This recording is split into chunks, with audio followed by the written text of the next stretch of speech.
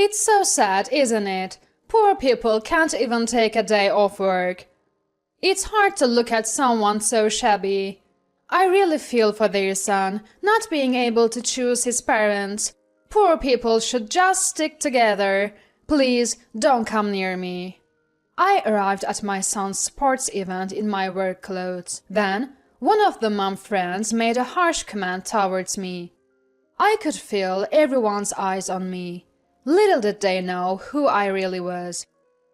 My name is Cindy. I'm 35 years old. I live with my husband and son. Recently, we went through a big change. Due to my husband's job, we moved to the city. I had moved when we got married, but moving with a family was harder than I expected. Unpacking, setting up furniture and appliances, sorting out utilities, changing the address on my driver's license, the days just fly by. Especially tough was taking care of my son Chester while moving. Chester, ever so curious, tries to go off on his own. He doesn't care that it's an unfamiliar place. Hey, where are you going? To the nearby supermarket. You went there yesterday, right? What will you do without any money? Well, it's boring at home. Did you finish setting up your room?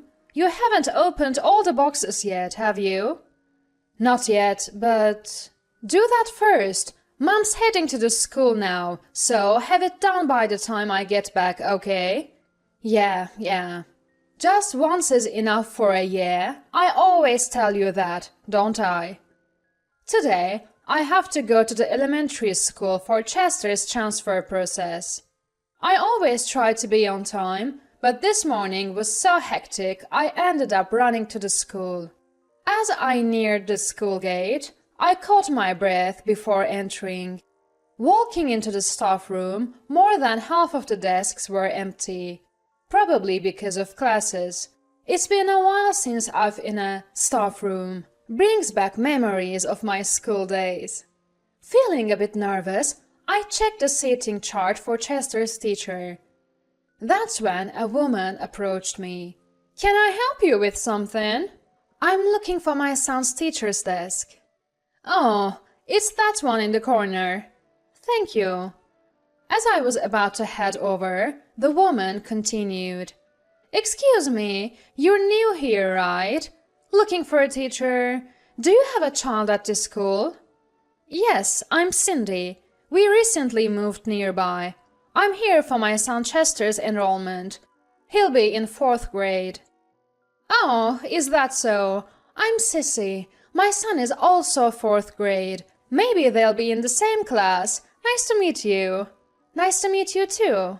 Though we exchanged greetings, I couldn't help but notice Sissy's expression. Was it my imagination? She seemed to scrutinize me from head to toe as if scoring me. Was there something on my clothes? Or a stray gray hair, perhaps? Then Sissy spoke up. By the way, did you buy that outfit at a dollar store? This? No, it's not from there. Wearing that to school, it's pitiful for your son, Chester, isn't it? He would want his mom to always look nice. I see. This was the first time someone had been so harsh with me. It was a big blow, especially since I was already exhausted. Looking closely, I noticed Sissy was dressed in high-end brands. Unfazed, she continued. There's a bathroom down the hall. Why don't you look at yourself in the mirror? You'll understand what I mean. With that, she left the staff room. I sighed with relief. Then, Chester's teacher approached me. You're Cindy, right? Yes, I'm your son's teacher. Looking forward to working with you. The teacher seemed calm and kind. Sissy you were just talking to, she's quite a character, isn't she? Unable to affirm or deny, I just laughed it off. She's the PTA president, known around here as the leader of the mom group. Is that so? Yes, she often comes to school without much reason, Seems like she's just showing off her branded clothes and bags. The teacher's troubled expression was memorable. Being a school teacher must be tough. Not only do they have to take care of students, but also handle parents. Anyway, I need to be careful around Sissy from now on, I thought to myself. The paperwork went smoothly, and I headed home. The next day, I rode my bike to the nearby supermarket. Eggs were on the sale today. As I parked my bike, I unfortunately spotted Sissy getting out of a taxi. I quickly looked away, but it was too late. Sissy briskly approached me. "Oh, isn't that Cindy?" "Hello, thank you for yesterday." She was dressed head to toe in brand names again today. Without intending, I wore the same outfit as yesterday. I thought it wouldn't matter since I was just going to the supermarket and didn't know many people yet. But she immediately began her fashion critique. "Excuse me, are you wearing the same clothes as yesterday?" "Yes." "I'm embarrassed. It's been hectic with the move." "That's just an excuse, isn't it? Can't you dress a bit more decently?" I was lost for words at Sissy's audacity. I may only earn 3,000 a year, but I never skimp on style. My husband, a CEO, always says that first impression count. Wait, 3,000? As I stood there speechless, she continued. "Make sure you dress up for next week's sports event. You don't want to be ridiculed, and it affects your child's education too." With that, she clicked her heels and disappeared into the supermarket. I didn't go inside, but instead rode my bike to another supermarket. Everyone has people they dislike. I believe in keeping a distance from such people in interpersonal relationships. While thinking about dinner, I headed to the supermarket. A week later, it was suddenly the day of Chester's sports event. I woke up early and started making his lunch. I planned to pack all of Chester's favorites. Chicken nuggets, sausages, sandwiches. I decided to ignore nutritional balance just for today. Imagining Chester's happy face, I diligently packed the lunch. Then I noticed my mobile phone vibrating. Who could it be this early in the morning? It was a call from work. I had a bad feeling. I answered immediately. My hunch was right. There was a problem at work, and it seemed too much for my subordinates to handle alone. I quickly got ready and left for work. Thanks to my subordinates' prompt contact, we were able to solve the problem quickly. But the sports event had already started. They were probably doing free throws in basketball by now. I rushed home, packed the lunch, and headed to the school. I didn't change my clothes.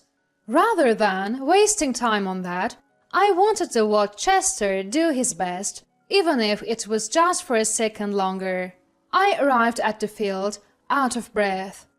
The sports event was in full swing.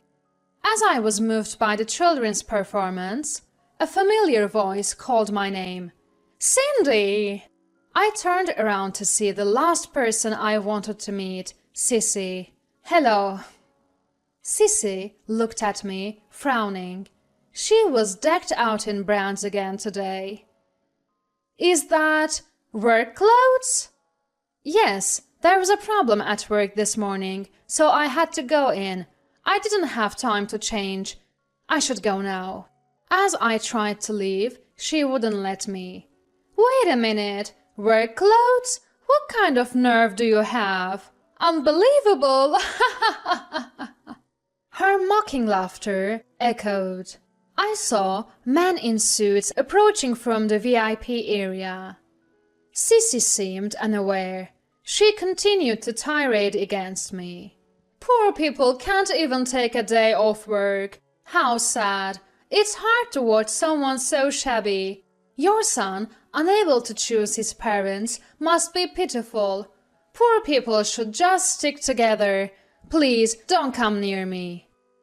Her loud words drew the attention of those around us. Everyone was looking our way, whispering among themselves. I was thinking about how to handle this situation. That's when I was approached by some men from the VIP area. A member of the parliament I often saw on street posters. "President Cindy, good work out there." "Thank you. This morning must have been tough, but as expected of a president, resolving the issue so quickly. It was a team effort. I couldn't have done it alone." "Are you here for a promotional activity today?" "Haha, no, my son goes to this school." "Your son? I didn't know that. My apologies." I had met him as part of a promotional campaign. Hearing our conversation, Sissy looked confused. And for a good reason. She had pegged me as a poor person, but in reality, I'm a president. My husband is an executive at Sharon Doll, a world-renowned apparel company in New York. I'm the president of that company. Our annual turnover is $500,000. We had recently moved here from the heart of New York. I'm a bit shy to say this, but we fall into the category of what one would call celebrities. The work clothes I'm wearing are a new product from Sharon Doll, designed to revolutionize work attire by combining style and functionality. It took about 3 years to develop, and it's a product we are proud of. It's been making a buzz in Japan recently with extensive promotions. We hired a popular young actor as the model and advertised through TV commercials, magazines, and social media. It should be quite well known, but Sissy, only interested in established brands, didn't know about our company. The crowd started whispering. I heard people saying, "Isn't that Sharon Doll's new product?" Furthermore, rumors were spreading that Sissy, despite wearing branded clothes, was ignorant of the latest trends. Overwhelmed, Sissy quickly left the scene. I was bombarded with questions about the new product by other parents, but I left it to my subordinates and went to find Chester. I found him stretching, preparing for his turn. "Chester, do your best!" I shouted, making sure my voice wasn't drowned out by the surrounding noise. Quickly, Chester noticed and waved back. I managed to see his goal kick. He looked so pleased with himself. Watching him, my heart swelled with pride. Kids grow up so fast. That's why every moment is precious. Chester and I enjoyed lunch together, and I supported him wholeheartedly in the afternoon events. A few days later, an unexpected fact came to light. Sissy's husband's company was a client of Sharon Doll. Due to this incident, the contract was terminated. Her husband's arrogant nature became evident. The company took a huge hit, likely struggling to stay afloat in our industry. Once you get a bad reputation, it's almost impossible to recover. And Sissy's public insult to me became an issue with the education board. Someone who had heard our conversation leaked her rant. There were even videos which spread quickly on the social media. Though the faces were blurred, it was obviously Sissy and me. I tried to have it removed multiple times, but as soon as one was deleted, another appeared. I grew tired of this endless cycle. It's a true digital tattoo. Because of that video, Sissy's family lost their place in both the school and the community. They stopped attending school events and eventually moved away. Sissy's family moved away late at night, almost like they were fleeing. I later learned that Sissy hadn't only been targeting me. Apparently, she often made snide remarks to other parents who didn't wear brand-name clothes. She didn't just impose her tastes on others, she also denigrated their characters. The school and other parents had been filing complaints against her. Unintentionally, we all ended up being thanked for driving the Sissy family away. Thanks to an offer from the school and support from the community, I'm now serving as a fashion advisor for parents and children. I am thrilled to be able to use my experience and knowledge. Above all, it's great to have the chance to become closer with Chester's friends and their parents. Today, I'm hosting a session on winter outfit coordination at the local community center. I've prepared thoroughly. Though it's not my main job, I'm eager to enhance my experience. As I was eating breakfast, I noticed Chester staring at me. "What's up? You've been looking at Mom." "Mom, you've been really cool lately." "Really? What brought this on?" "I didn't really understand your job before, but now I see your company's clothes on TV, and you're speaking today, right?" "That's right." "Mom, you're amazing. My friends even say your mom is incredible." "Really? That makes Mom happy." Balancing parenting and work is truly challenging. Sometimes I think about spending more time with Chester if I weren't working. But Chester seems to understand something from watching me work. It's been worth it, striving positively as a president, wife, and mother. "Mom's going to keep working hard, so you do your best in your studies, Chester." Okay. Just once for an okay. We finished our breakfast with smiles.